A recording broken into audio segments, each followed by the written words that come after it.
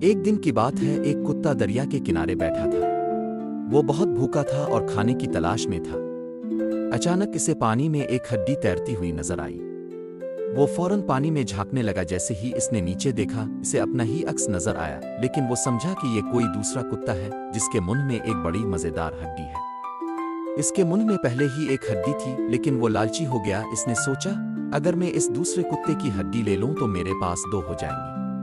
یہ سوچ کر اس نے زور سے بھونکنے کی کوشش کی تاکہ دوسرے کتے کو ڈرا سکے اور وہ ہڈی چھوڑ دے، مگر جو ہی اس نے منہ کھولا، اس کی اپنی ہڈی پانی میں گر گئی اور دریا کے بہاؤ میں گم ہو گئی۔